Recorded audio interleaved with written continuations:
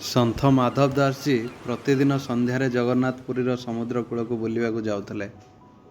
ସେ ଏବଂ ପ୍ରଭୁ ଜଗନ୍ନାଥ ଘନିଷ୍ଠ ବନ୍ଧୁ ଥିଲେ। କୁହାଯାଏ ଯେ ପ୍ରତ୍ୟେକ ସନ୍ଧ୍ୟାରେ ପ୍ରଭୁ ତାଙ୍କୁ ଦେଖା କରୁଥିଲେ ଏବଂ ଦୁହେଁ ବହୁ ସମୟ ଧରି ବସି କଥା ହେଉଥିଲେ।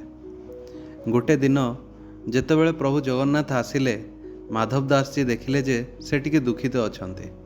ସେ ପଚାରିଲେ, ପ୍ରଭୁ ଆପଣ କାହିଁକି ଦୁଃଖିତ ଅଛନ୍ତି? ପ୍ରଭୁ ଉତ୍ତର ଦେଲେ, ମାଧବ ଦାସ, ମୁଁ ଚୋରି କରିବାର ବହୁତ ଦିନ ହେଇଗଲା। ମାଧବ ଦାସଜୀ ଆଶ୍ଚର୍ଯ୍ୟ ହୋଇଗଲେ। ସେ କହିଲେ, ପ୍ରଭୁ ଏବେ ଏହି ପିଲାବେଳର ଅଭ୍ୟାସକୁ ତ୍ୟାଗ କରନ୍ତୁ।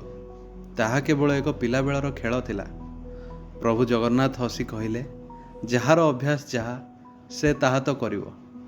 ମାଧବ ଦାସଜୀ ତାଙ୍କୁ ରାଜି କରିବାକୁ ବହୁତ ଚେଷ୍ଟା କଲେ, କିନ୍ତୁ ପ୍ରଭୁ ଜଗନ୍ନାଥ ରାଜି ହେଲେ ନାହିଁ। ଶେଷରେ ମାଧବ ଦାସଜୀ କହିଲେ, ଯଦି ଆପଣଙ୍କର ଏପରି ଇଚ୍ଛା ଅଛି ତେବେ ଚୋରି କରନ୍ତୁ। ମୁଁ ବା ଆପଣଙ୍କୁ ରୋକିବାକୁ କିଏ? ପ୍ରଭୁ କହିଲେ, ମୁଁ କରିପାରିବି, କିନ୍ତୁ ଏକା ଚୋରି କରିବାରେ କୌଣସି ମଜା ନାହିଁ। ତୁମେ ମୋ ସାଙ୍ଗରେ ଆସ। ମାଧବ ଦାସଜୀ ପଚାରିଲେ, କୁଆଡ଼େ ପ୍ରଭୁ? ପ୍ରଭୁ କହିଲେ, ଚୋରି କରିବାକୁ। ମାଧବ ଦାସଜୀ ଭୟଭୀତ ହୋଇଗଲେ। ସେ କହିଲେ, ପ୍ରଭୁ ମୁଁ ଚୋରି କରିପାରିବି ନାହିଁ। ମୁଁ ସାରା ଜୀବନ କେବଳ ଭଜନ କରି ଆସୁଛି। ପ୍ରଭୁ ହସି କହିଲେ, ତମେ କେବଳ ମନ ସ୍ଥିର କର, ମୁଁ ତୁମକୁ ଚୋରି କରିବା ଶିଖେଇଦେବି। ତୁମକୁ କେବଳ ଟିକେ ଚପଳ ହେବାକୁ ପଡ଼ିବ, ଆଉ କିଛି ନାହିଁ। ଶେଷରେ ମାଧବ ଦାସଜୀ ବି ରାଜି ହୋଇଗଲେ। ସେ ପଚାରିଲେ, କିନ୍ତୁ ପ୍ରଭୁ ଦୟାକରି ମୋତେ କୁହନ୍ତୁ, କେଉଁଠାରେ ଚୋରି କରିବେ? ପ୍ରଭୁ କହିଲେ, ଜଗନ୍ନାଥପୁରୀର ରାଜାଙ୍କ ବଗିଚାରେ। ସେଠାରେ ବହୁତ ସୁନ୍ଦର ଏବଂ ମିଠା ମିଠା ଫଳ ଅଛି, କିନ୍ତୁ ସେ କେବେ ଆମକୁ ପଠାନ୍ତି ନାହିଁ। ମାଧବ ଦାସଜୀ କହିଲେ, ପ୍ରଭୁ ଚୋରି କାହିଁକି? ରାଜା ତ ମୋର ଶିଷ୍ୟ, ମୁଁ କାଲି ତାଙ୍କୁ ପଚାରୁଛି। ପ୍ରଭୁ ଜଗନ୍ନାଥ କହିଲେ, ନା, ଚୋରି କରି କିଛି ପାଇବାରେ ଏକ ଅଲଗା ଆନନ୍ଦ ଅଛି। ସେମାନେ ଦୁହେଁ ରାଜାଙ୍କ ବଗିଚାରେ ପହଞ୍ଚିଲେ। ପ୍ରଭୁ ଜଗନ୍ନାଥ କହିଲେ, ଏବେ ଏହି ଗଛକୁ ଚଢ଼ ଏବଂ ହଁ, ଧୀରେ ଧୀରେ କଥା ହୁଅ। ମାଧବ ଦାସଜୀ ଗଛରେ ଚଢ଼ିଲେ। ପ୍ରଭୁ କହିଲେ, ଫଳ ତୋଳି ତଳକୁ ପକାଅ। ମାଧବ ଦାସଜୀ ଜୋରରେ ପଚାରିଲେ, ପ୍ରଭୁ ମୁଁ ଏଇ ଫଳ ତୋଳିବି କି ସେଇ ଫଳ? ମାଧବ ଦାସଜୀଙ୍କ କଣ୍ଠସ୍ୱର ଶୁଣି ମାଳି ଉଠି ପଡ଼ିଲେ ଏବଂ ଏକ ବାଡ଼ି ଧରି ଦୌଡ଼ିଲେ। ମାଳିଙ୍କ କଣ୍ଠସ୍ୱର ଶୁଣି ପ୍ରଭୁ ଜଗନ୍ନାଥ ମଧ୍ୟ ଦୌଡ଼ିଲେ, କିନ୍ତୁ ମାଧବ ଦାସଜୀ ଧରା ପଡ଼ିଗଲେ। ମାଳି ତାଙ୍କୁ ଅନ୍ଧାରରେ ବାଡ଼ିରେ ପିଟିଲେ ଏବଂ ରାତି ସାରା ବାନ୍ଧି ରଖିଲେ। ମାଳି କହିଲେ, ମୁଁ ସକାଳେ ତୁମକୁ ରାଜାଙ୍କ ପାଖକୁ ନେଇଯିବି ଏବଂ କଠୋର ଦଣ୍ଡ ଦେବି। ମାଧବ ଦାସଜୀ ଚାରିପାଖରେ ଦେଖିବାକୁ ଲାଗିଲେ। ମାଳି ପଚାରିଲେ, ତମେ କ'ଣ ଦେଖୁଛ?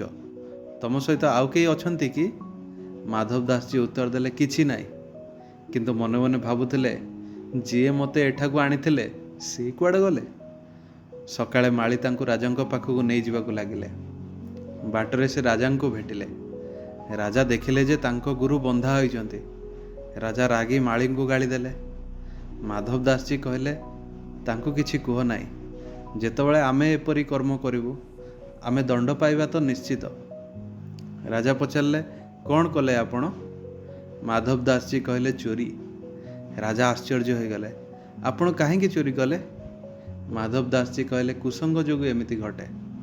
ରାଜା କହିଲେ, କାହାର କୁସଙ୍ଗ? ମାଧବ ଦାସଜୀ କହିଲେ, ମୁଁ ରାଜପ୍ରସାଦରେ ପହଞ୍ଚିବା ପରେ ତୁମକୁ ସବୁ କହିବି।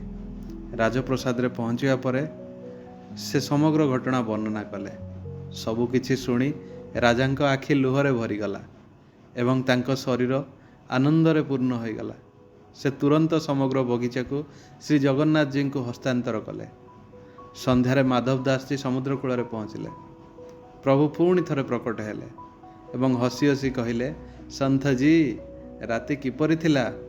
ମାଧବ ଦାସଜୀ କହିଲେ, ମୋତେ ମାଡ଼ ଦିଆଗଲା, ସାରା ରାତି ବାନ୍ଧିକି ରଖାଯାଇଥିଲା। ତୁମେ ଗୋଟେ ବି ଫଳ ପାଇଲ ନାହିଁ ଏବଂ ତୁମେ ପଳେଇ ମଧ୍ୟ ଗଲ, କିନ୍ତୁ ଦେଖ, ମୁଁ ସମଗ୍ର ବଗିଚାକୁ ତୁମ ନାମରେ ସ୍ଥାନାନ୍ତର କରିଦେଲି। କୁହାଯାଏ ଯେ ଆଜି ମଧ୍ୟ ସେହି ଉଦ୍ୟାନ ଶ୍ରୀ ଜଗନ୍ନାଥଜୀଙ୍କ ଉଦ୍ୟାନ ନାମରେ ବେଶ ଜଣାଶୁଣା।